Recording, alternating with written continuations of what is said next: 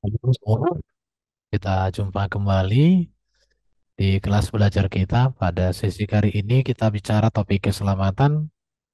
Kemungkinan untuk keselamatan ini akan kita bahas banyak 3 seri ya.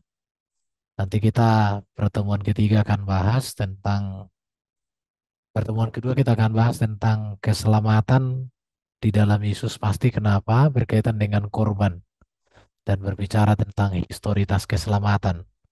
Kemudian nanti di pertemuan berikut kita akan bahas tentang bagaimana keselamatan untuk mereka yang belum pernah mendengar Yesus atau di zaman hidup perjanjian lama nanti akan kita bahas. Namun pada malam hari ini pada sesi ini kita akan bahas tentang keselamatan pasti kita temukan di dalam Yesus Kristus. Yang pertama kita harus pelajari dulu, bentar ya. Oke, yang pertama kita akan membaca dulu di dalam Kisah Para Rasul 4 ayat 12 dikatakan, dan keselamatan tidak ada di dalam siapapun juga selain di dalam Dia. Jelas dikatakan di sini selain di dalam Yesus, itu menunjuk kepada Yesus sendiri ya. Sebab di bawah kolong langit ini tidak ada nama lain yang diberikan kepada manusia yang olehnya kita dapat diselamatkan. Artinya Bapa di surga telah melimpahkan keselamatan secara sempurna dan secara penuh kepada Yesus Kristus. Jadi Yesus Kristus itu diutus untuk menyelamatkan. Kemudian kita melihat di dalam Yohanes 3:16 dikatakan, karena begitu besar kasih Allah, yaitu Bapa di surga, akan dunia ini, sehingga ia telah mengaruniakan anaknya yang tunggal. Anaknya yang tunggal adalah sebutan kepada Sang Firman yang kekal di dalam diri Allah. Tujuannya apa? Supaya setiap orang yang percaya kepadanya, ya di sini itu menunjuk kepada Yesus sebagai anak tunggal Allah, tidak binasa, melainkan beroleh hidup yang kekal.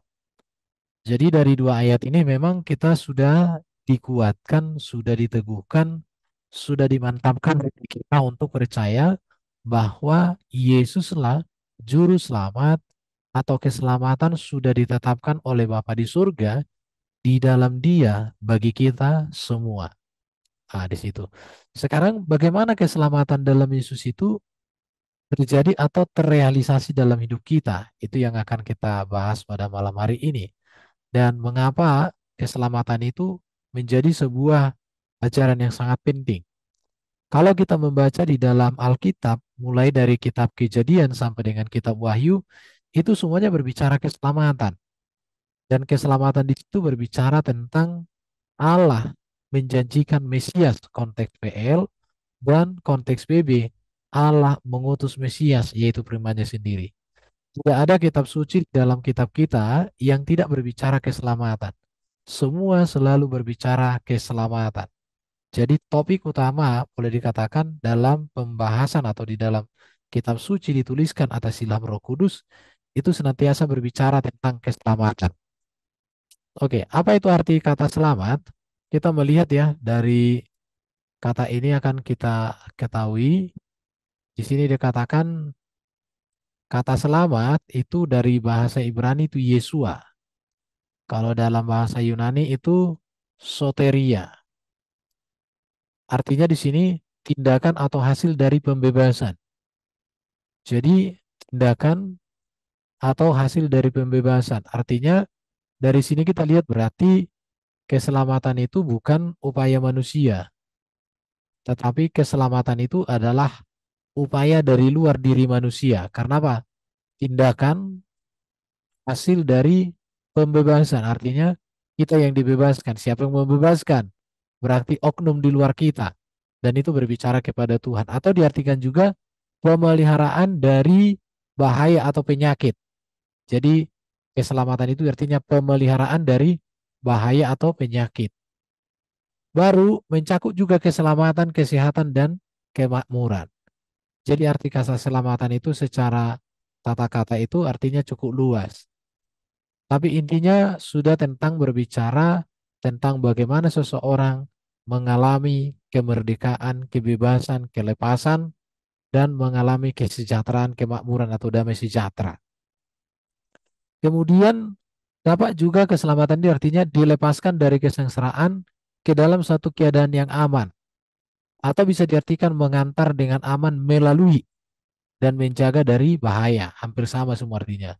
Jadi keselamatan ini berbicara tentang bagaimana hidup kita benar-benar memang berada di dalam satu keadaan yang indah, yang baik, yang elok, yang penuh dengan nilai-nilai yang sangat berarti. Itu intinya, bicara tentang keselamatan.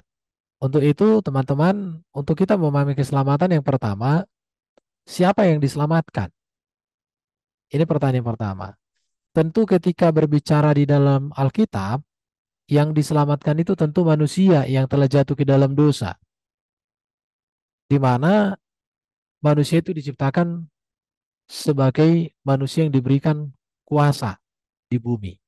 Jadi data yang menyatakan bahwa keselamatan itu dibicarakan setelah adanya dosa. Tepatnya itu ketika manusia jatuh dalam dosa, Kejadian pasal 3 ayat 21-24 atau pasal 3 ayat 1 sampai 24.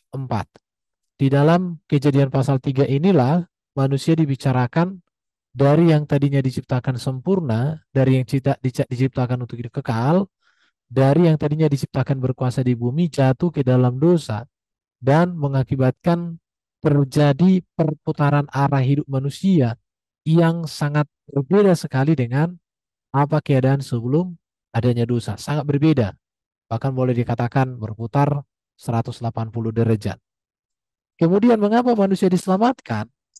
Karena manusia itu hendak dikembalikan Allah kepada tujuan Allah yang semula. Jadi keselamatan itu artinya di sini manusia sudah jatuh dalam dosa, diselamatkan supaya manusia tidak hidup di dalam dosa atau manusia itu tidak mengalami keterpisahan atau kebinasaan untuk selama-lamanya. Supaya manusia kembali hidup sempurna, supaya manusia kembali hidup kekal di langit yang baru, di bumi yang baru atau di surga. Dan itu ada data-data ayat-ayat Alkitab yang saya tunjukkan. Ini bisa dibaca oleh siapapun, teman-teman ya. Baru tujuan manusia diselamatkan itu supaya manusia bersekutu dengan Allah dalam kesempurnaan. Karena sejatinya karena dosa manusia terpisah dari Allah, maka diselamatkan supaya manusia dapat bersekutu dengan Allah. Dan persekutuan kita dengan Allah terjalin di dalam Sang Mesias, yaitu di dalam Yesus Kristus. Demikian juga karena dosa manusia mengalami kematian di dalam Yesus, maka kita menemukan hidup yang kekal. Jadi siapa yang diselamatkan? Tentu manusia, kita yang sudah berdosa, kita yang sudah terpisah, kita yang sudah mengalami maut, bahkan kita yang sudah ada di dalam kontrol kuasa dosa dan iblis. Kenapa kita diselamatkan? Yang pertama tentu karena Allah mengasihi kita. Allah ingin kita sebagai ciptaannya itu kembali kepada program yang semula, yaitu kita hidup di dalam kesempurnaan, hidup dalam kekekalan, kita hidup berkuasa. Karena sejatinya manusia diciptakan untuk berkuasa di bumi. Tapi karena dosa semua keadaan nanti akan saya jelaskan sampai ke sana. Kemudian kita harus memahami juga tentang hal ini ya. Siapa yang menyelamatkan? Berbicara siapa yang menyelamatkan manusia, itu tentu tidak lain hanyalah Bapa di surga. Ada banyak ayat-ayat yang bisa dicek di dalam Alkitab atau bisa dibaca bahwa sejatinya yang menyelamatkan itu adalah Allah. Allah sendiri. Contoh di dalam Yesaya 43, kalau dibaca ini, ayat-ayat ini sangat menegaskan bahwa keselamatan itu ada di dalam melalui apa dikerjakan oleh Allah itu sendiri buat kita semua manusia. Coba saya bacakan Yesaya 43 ya. Yesaya 43 dikatakan ayat 11 dan 12 itu sangat luar biasa ayat ini mengatakan kepada kita 11 12. Akulah Tuhan, tidak ada juru selamat selain daripadaku. Akulah yang memberitahukan, menyelamatkan dan mengabarkan, dan bukanlah Allah asing yang ada di antara kamu. Kamulah saksi-saksiku, demikianlah firman Tuhan, dan akulah Allah. Jadi siapa penyelamat? Ya Allah. Namun kepada poin berikut, bagaimana cara Allah menyelamatkan? Ini menjadi perenungan penting. Karena ada juga orang mengatakan Allah menyelamatkan kita dengan cara Allah itu sendiri datang. ke dunia. Tetapi kalau kita mau bahas data Alkitab, Allah menyelamatkan dengan menjanjikan datangnya Mesias sebagai penebus di sini ya. Jadi menjanjikan Mesias penebus yang menjadi pusat pengharapan umat perjanjian lama. Nanti di pertemuan ketiga akan kita bahas ini ya. Dan ini digenapi melalui Yesus Kristus. Jadi Yesus Kristuslah Mesias yang menggenapi seluruh nubuatan Mesias di dalam Alkitab Perjanjian Lama. Mulai dari Kejadian 3 ayat 13 dan 21, kemudian Yesaya 53, dan itu tergenapi pada pribadi Yesus Kristus. Jadi siapa yang menyelamatkan? Bapa di surga. Bagaimana caranya? Dia mengutus Mesias. Siapa Mesias? Yaitu firman-Nya yang menjadi manusia. Jadi Bapa memang kalau kita melihat di dalam perjanjian lama, Allah selalu membangun relasi kepada manusia melalui firman yang hadir dalam rupa teofani. Teofani ya. Jadi dalam rupa teofani artinya menampakkan diri, mewahyukan diri dalam sosok manusia atau sosok malaikat atau dalam sosok sahaya atau suara. Kemudian dalam perjanjian baru Allah melalui firman-Nya mewahyukan dirinya melalui inkarnasi di dalam rahim Maria. Untuk hal ini nanti bisa kita lihat bagaimana penggenapannya di dalam Ibrani IBR 1 ayat 1 sampai 4. Ini bisa dibaca ya. Di situ dikatakan bahwa Allah menyatakan seluruh kehendak-Nya kepada kita, bahkan melalui Yesuslah Bapa itu menyatakan kehendaknya, menyatakan dirinya, menyatakan rencananya, menyatakan berkatnya semuanya. Karena Kristus hadir untuk hal itu. Oke, kita melihat sekarang. Jadi, kita harus memastikan bahwa keselamatan itu dirancang oleh Allah. Dan keselamatan itu adalah kasih karunia dari Bapa di surga. Tadi di awal saya katakan keselamatan dipahami atau kita dapat mengerti itu harus dikaitkan dengan hakikat dosa atau dosa itu sendiri. Apa itu dosa? Di dalam Alkitab dikatakan bukan hanya tentang perbuatan yang tidak benar di hadapan Allah. Jadi dosa itu bukan tentang perbuatan, bukan tentang perilaku semata, tetapi dosa itu berbicara tentang keadaan manusia yang tidak sempurna atau manusia yang sudah terpisah dari kemuliaan Allah. Jadi dosa itu tidak pernah dipahami di dalam Alkitab hanya terfokus kepada perilaku atau perbuatan yang tidak sesuai dengan norma atau tidak sesuai dengan firman Tuhan atau tidak sesuai dengan hukum-hukum positif di dalam satu negara. Tetapi dosa itu berbicara tentang hakikat manusia yang tidak sempurna, hakikat manusia yang sudah terpisah dari kemuliaan Allah, dan itu keadaan yang sudah kita miliki sejak zaman Adam. Jadi jelas sekali ini, Kejadian 3:23 sampai 24 dan Roma 6 ayat 23 ini berbicara tentang hakikat dosa. Jadi ketika kita berbicara keselamatan yang pasti di dalam Yesus, maka yang pertama kita harus mengerti dulu dosa dan akibat dosa bagi hidup manusia. Dosa dan dampak dosa bagi manusia itu yang perlu untuk dipahami. Kalau berbicara keselamatan dirancang Allah dan kasih karunia, ini bisa kita baca di dalam Efesus pasal 2, 8 sampai 10. Sangat jelas dikatakan di sini sebab karena kasih karunia kamu diselamatkan oleh iman. Itu bukan hasil usahamu, tetapi pemberian Allah. Itu bukan hasil pekerjaanmu. Jangan ada orang yang memegahkan diri, karena kita ini buatan Allah diciptakan dalam Kristus Yesus untuk melakukan pekerjaan baik yang dipersiapkan Allah sebelumnya. Ia mau supaya kita hidup di dalamnya. Jelas sekali. Jadi kasih karunialah, kehadiran Yesus Kristus adalah wujud kasih karunia Allah, wujud cinta Allah kepada kita. Maka tadi di awal kita bacakan ayat firman Tuhan, karena begitu besar kasih Allah akan dunia ini, sehingga ia telah mengaruniakan anaknya yang tunggal, supaya setiap orang yang percaya kepada anak tunggal Allah, itu Yesus Kristus, tidak binasa melainkan beroleh hidup yang kekal. Sekarang kita berbicara tentang keselamatan ini. Kita bicara ya. Untuk berbicara tentang keselamatan, tadi di awal saya katakan harus memahami yang namanya keadaan manusia pradosa dan keadaan manusia setelah jatuh dalam dosa. Karena berbicara keselamatan, itu dijanjikan atau direncanakan Allah setelah manusia jatuh ke dalam dosa. Jelas dikatakan sebelum manusia jatuh dalam dosa, di dalam catatan Alkitab dengan jelas dikatakan manusia itu diciptakan menurut gambar dan rupa Allah. Dalam bahasa aslinya dikatakan ini Selem and Demut. Apa artinya itu?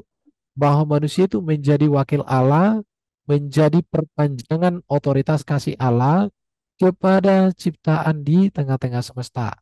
Maka dikatakan gambar dan rupa Allah berbicara bahwa manusia berkuasa, manusia sempurna, manusia kudus dan mulia diciptakan oleh Tuhan. Bahkan dikatakan bahwa manusia itu diciptakan berkuasa atas ciptaan Allah di bumi, berkuasa atas ikan-ikan di laut, burung-burung di udara, dan berkuasa atas hewan dan tumbuh-tumbuhan semuanya. Artinya di sini bahwa manusia itu menjadi pusat program Allah bagi dunia. Ini keadaan manusia. Jadi keadaan manusia sebelum adanya dosa memang satu keadaan yang sempurna, satu keadaan yang indah, satu keadaan yang baik sekali. Luar biasa. Tuhan mengasihi, Tuhan merancang, Tuhan menciptakan manusia. Bahkan juga kita melihat bahwa manusia itu diciptakan untuk hidup kekal di Taman Eden yang sempurna. Saat itu dikatakan bahwa Taman Eden itu sempurna. Ya, jadi Taman Eden itu sempurna, dikatakan sangat jelas ya. Taman Eden sempurna, tidak mengalami kematian, tetapi manusia memiliki hidup yang kekal. Ini harus dipahami tentang keadaan manusia sebelum jatuh dalam dosa. Keadaan manusia sebelum jatuh dalam dosa dengan keadaan manusia setelah jatuh ke dalam dosa atau dua keadaan yang berbeda, maka dengan demikian kita bisa memahami apa sih esensi, apa sih makna atau apa sih yang dimaksud dengan keselamatan itu sendiri. Oke. Baru bagaimana manusia berdosa? Ini sebenarnya cerita yang sudah biasa kita dengar ya. Tetapi yang namanya pelajaran yang sangat penting ini harus diajarkan, disampaikan dengan bahasa sederhana supaya semua orang bisa mengerti dan boleh belajar bersama-sama. Manusia berdosa dikatakan manusia tidak taat kepada Tuhan. Atau bisa diartikan manusia melenceng dari kehendak Allah atau rencana Allah. Manusia memberontak atau menolak untuk taat atau untuk hidup seturut kehendak Allah. Walaupun pada kenyataannya memang mereka jatuh dalam dosa karena bujuk rayu. Artinya mereka berdosa karena ada pemicu dari luar diri mereka, yaitu namanya iblis. Ya, baru karena itulah manusia memilih untuk mendengarkan godaan iblis daripada taat kepada Tuhan. Sejak saat itulah maka keangkuhan manusia berkuasa atas dirinya, yaitu kesombongan yang ingin untuk sama seperti Tuhan. Dan kalau kita berbicara di dalam bagaimana iblis jatuh dalam dosa atau bagaimana malaikat Lucifer jatuh dalam dosa menjadi iblis pembangkang, maka kita melihat karena dia ingin sama seperti Tuhan Allah kita. Dan sikap atau karakter yang sama ingin dia tumbuhkan, ingin dia apa supaya manusia miliki. Dan itu yang kita tawarkan ya. Kemudian kita melihat manusia setelah jatuh dalam dosa, rupanya tidak hanya berbicara keadaan manusia terhadap dirinya sendiri, tetapi rupanya dampak dosa itu kompleks banget dalam diri manusia. Dosa itu merusak seluruh kehidupan atau sendi-sendi kehidupan manusia. Yang pertama, manusia yang diciptakan sempurna itu menjadi manusia yang kehilangan gambar dan rupa Allah yang dikatakan dengan telanjang ya. Artinya kemuliaan Allah telah meninggalkan manusia itu atau manusia itu telah dikuasai dosa dan tidak layak lagi tinggal di Taman Eden. Saya katakan seperti surga. Ini keadaan manusia setelah jatuh dalam dosa yang memang termotivasi jatuh dalam dosa karena bujuk rayu dari si iblis. Maka dikatakan di lagu sekolah minggu, hati-hati terhadap iblisnya. Dong, dong, dong, kedong, dong. Walaupun lagu itu kurang enak, tapi oke lah itu. Ya, harus kita waspada. Jadi manusia kehilangan gambar dan rupa Allah yang disebut dengan telanjang itu keadaan atau manusia setelah jatuh dalam dosa. Kemudian kita melihat manusia mengalami maut atau kematian, tidak lagi hidup dalam kekekalan. Jadi ini akibat-akibat dosa itu. Kalau tadi manusia terusir, kemudian manusia dikatakan kehilangan gambar rupa Allah, tadinya diciptakan menurut gambar rupa Allah, sekarang manusia malah mengalami maut, kematian. Karena jelas dikatakan ketika manusia jatuh dalam dosa, mereka mati dan upah dosa itu adalah kematian. Jelas sekali. Jadi ini yang perlu untuk pahami ketika kita belajar tentang keselamatan. Jadi karena dosa manusia kehilangan kekekalan, bahkan dikatakan hari-hari manusia itu terbatas dan itu pun dengan berbagai pergumulan. Kita melihat juga setelah manusia itu dalam dosa, manusia berada di dalam kuasa iblis. Manusia memiliki musuh, yaitu iblis itu sendiri. Jadi iblis menjatuhkan manusia itu dalam dosa, kemudian iblis itu sendiri menjadi Tuhan atau berkuasa, bahkan memperbudak manusia untuk hidup di dalam dosa, bermusuhan terus. Permusuhan manusia dengan iblis ini akan terus berlangsung sampai datang keturunan wanita yang mengalahkannya. Kejadian 3:15. Ini sudah berbicara proto-evangelium. Dan ini yang disebut dengan Injil yang menyelamatkan Sang Mesias. Jadi setelah Yesus atau setelah Mesias itu datang, saat itulah iblis dan kuasanya akan dikalahkan, kemudian akan dibinasakan oleh Mesias yang akan datang itu. Kita melihat lagi bagaimana keadaan manusia karena dosa. Selain hubungan manusia dengan Allah, selain keadaan manusia yang tadinya sempurna menjadi tercemar, tadinya hidup kekal menjadi mati, berkuasa di bumi, dikuasai dosa dan dikuasai iblis, maka relasi manusia dengan sesamanya juga menjadi rusak. Ini kenyataan akibat dosa. Relasi Adam dan Hawa menjadi buruk, saling mempersalahkan.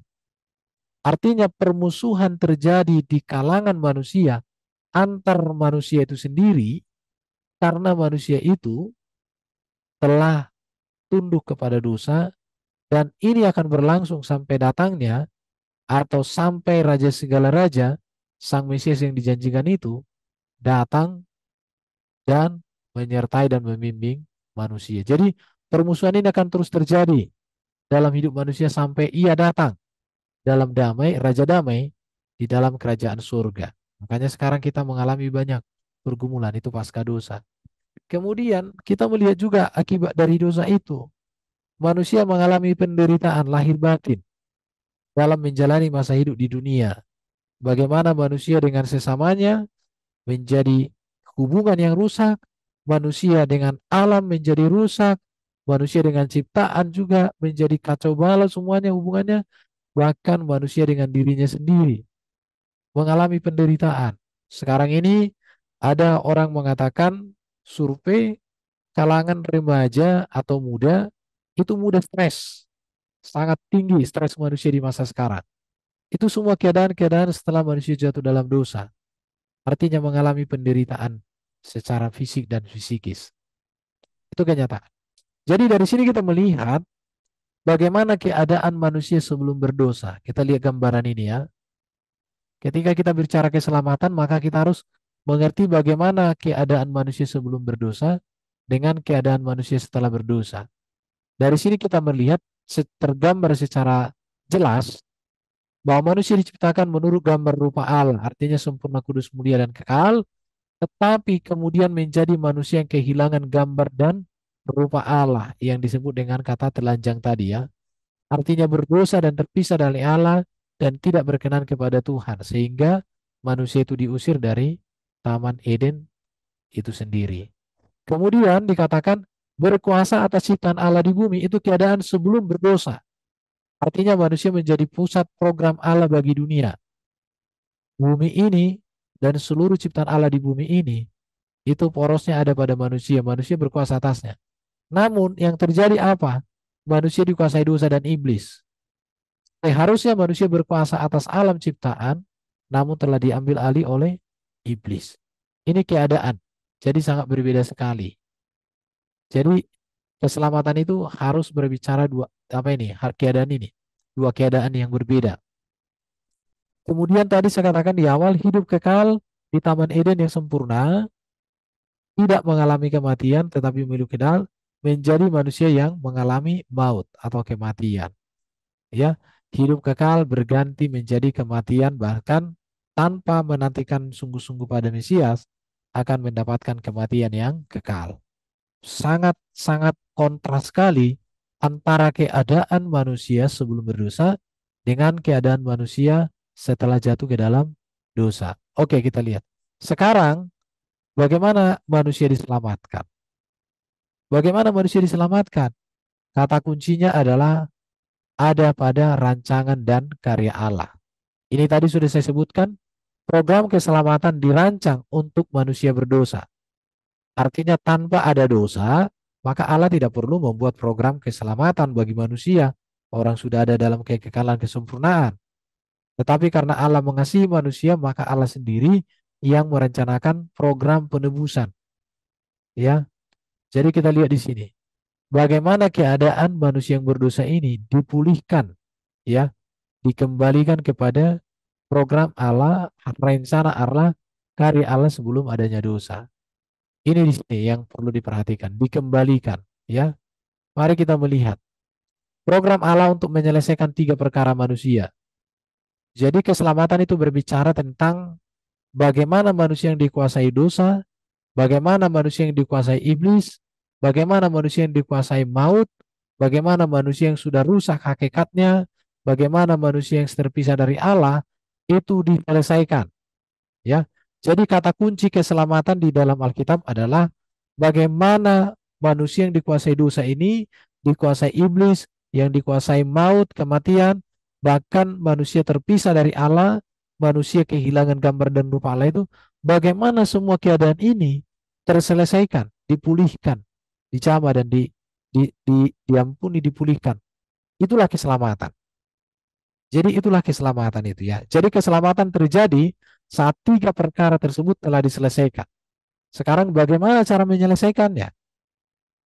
Bagaimana cara manusia bebas dari kuasa dosa? Bagaimana cara manusia bebas dari kuasa iblis? Bagaimana manusia bebas dari kuasa maut ini?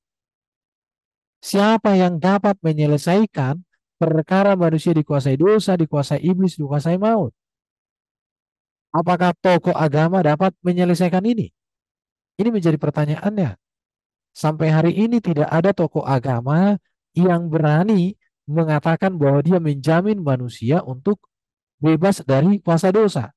Tidak ada tokoh agama di dunia ini, bahkan para nabi pun, selain Yesus Kristus, yang menjamin manusia bebas dari atau dimerdekakan, dilepaskan dari kuasa iblis, dilepaskan dari maut kepada kehidupan kekal, dilepaskan dari dosa menjadi hidup sempurna dan kudus.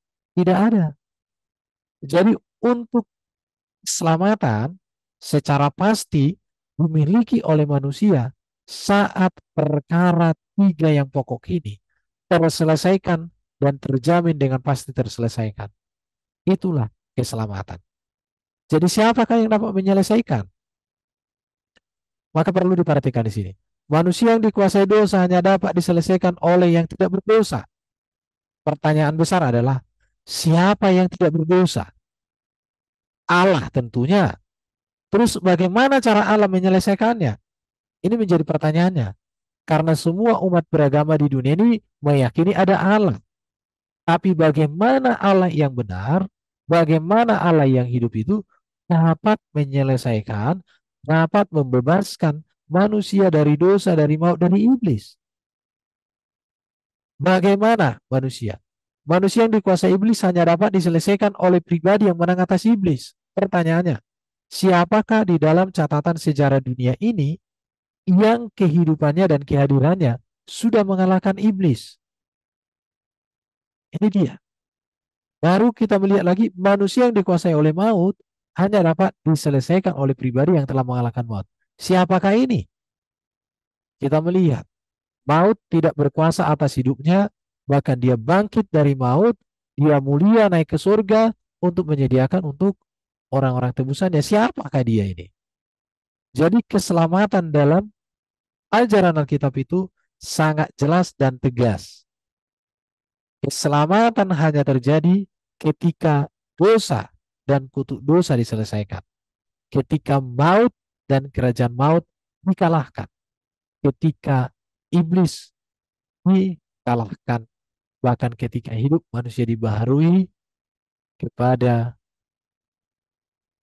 kebenaran atau janji program Allah sebelum adanya dosa. Oke, itu ya. Sekarang mari kita lihat datanya. Manusia yang dikuasai dosa hanya dapat diselesaikan oleh yang tidak berdosa. Siapakah itu? Maka kita melihat ada data Alkitab yang bisa menjadi acuan kita. Dan kamu tahu bahwa ia telah menyatakan dirinya supaya ia, siapakah ia di sini? Menunjuk kepada Yesus Kristus, menghapus segala dosa. Dan di dalam dia tidak ada dosa.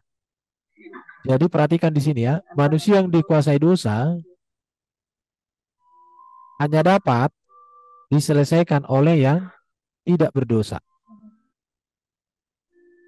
Nah, di sini. Siapakah dia? Yesus. Ia tidak berbuat dosa dan tipu tidak ada dalam mulutnya. Siapa di sini ia? Yesus. Sebab Kristus telah mati satu kali untuk segala dosa kita. Ia yang benar untuk orang-orang yang tidak benar, supaya ia membawa kita kepada Allah. Jelas. Roma pasal 6 ayat 15. Sebab kamu tidak dikuasai lagi oleh dosa, karena kamu tidak berada di bawah hukum Taurat, tetapi di bawah kasih karunia. Kasih karunia menunjuk kepada Yesus Kristus.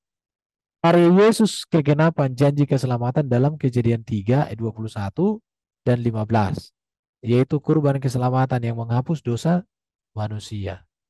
Jadi keselamatan kenapa pasti di dalam Yesus?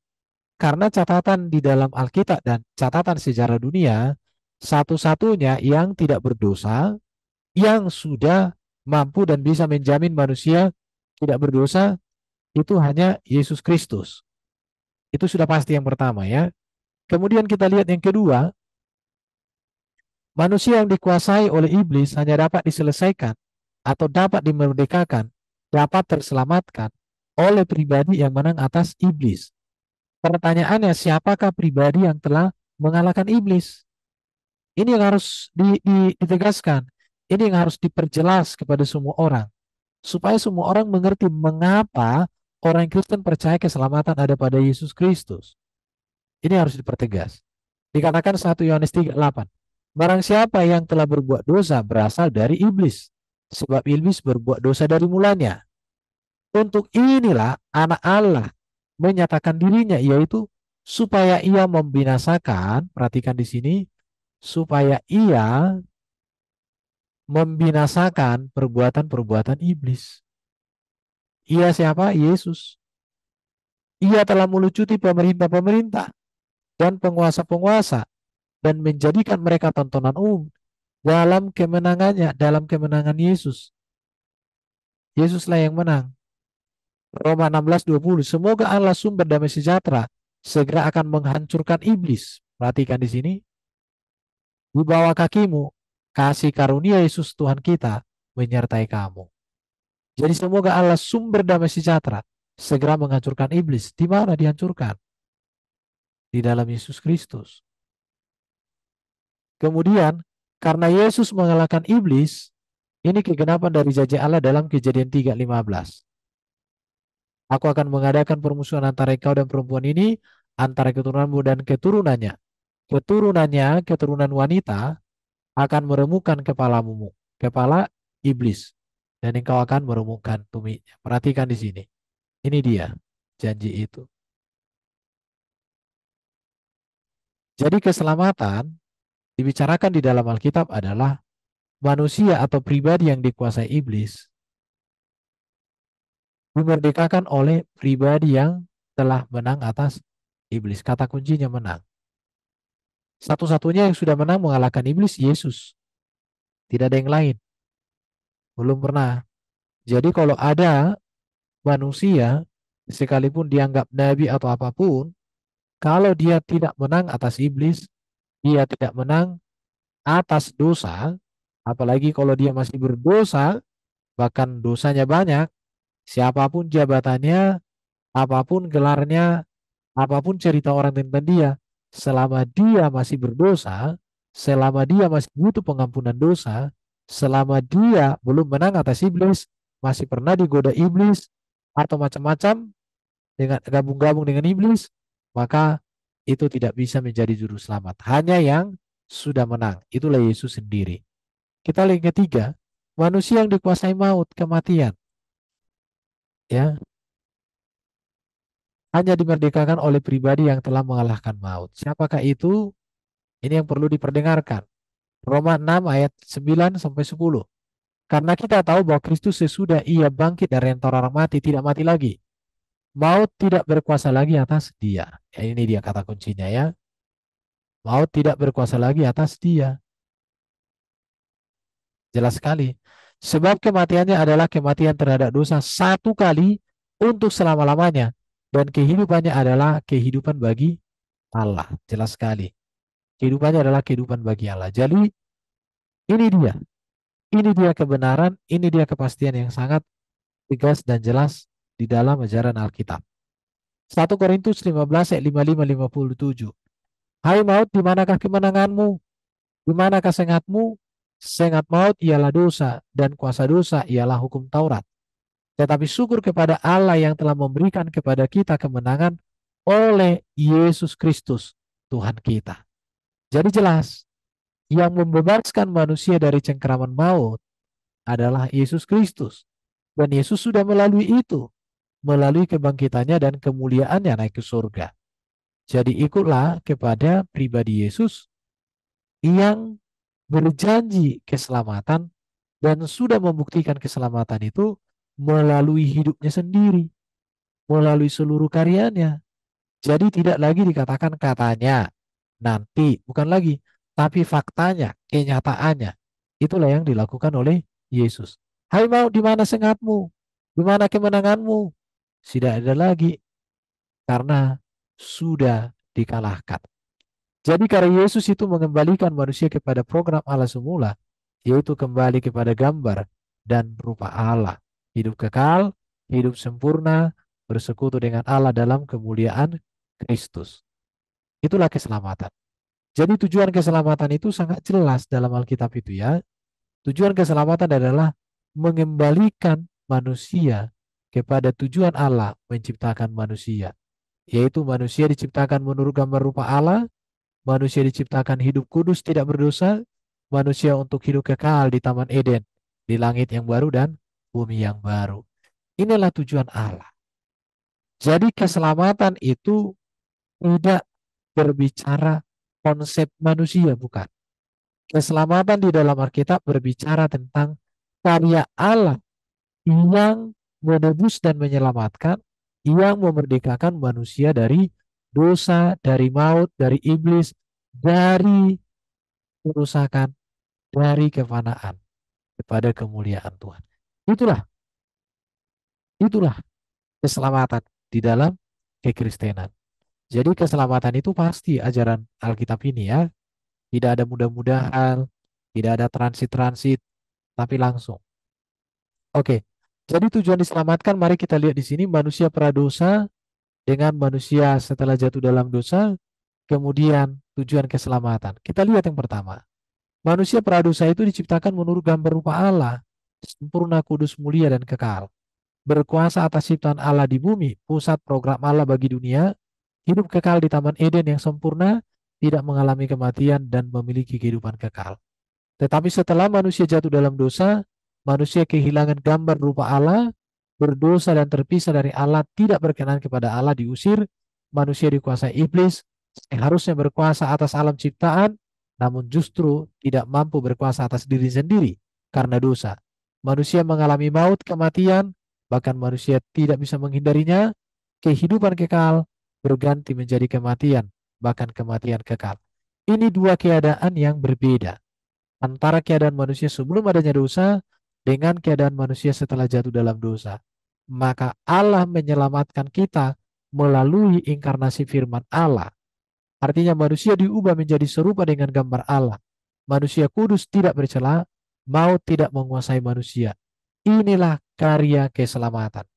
Jadi keselamatan di dalam Alkitab tidak hanya berbicara manusia masuk surga, tetapi berbicara tentang bagaimana manusia itu dipulihkan kepada tujuan Allah yang sempurna bagi manusia, yaitu hidup kekal di dalam kemuliaan, menikmati kemuliaan Allah di dalam Kristus Yesus. Oke, jadi jelas sekali ya.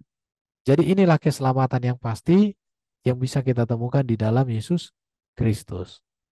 Jadi sangat jelas ini pengulangan saja. Program keselamatan dirancang untuk manusia berdosa. Jelas sekali. Jadi keselamatan itu bagaimana keadaan ini terselesaikan dengan baik. Sehingga kita kembali kepada kodrat yang sempurna di hadapan Tuhan. Sebagaimana sebelum adanya dosa. Oke, teman-teman, sampai di situ penjelasan saya. Kita akan perdalam di dalam ruang diskusi. Terima kasih.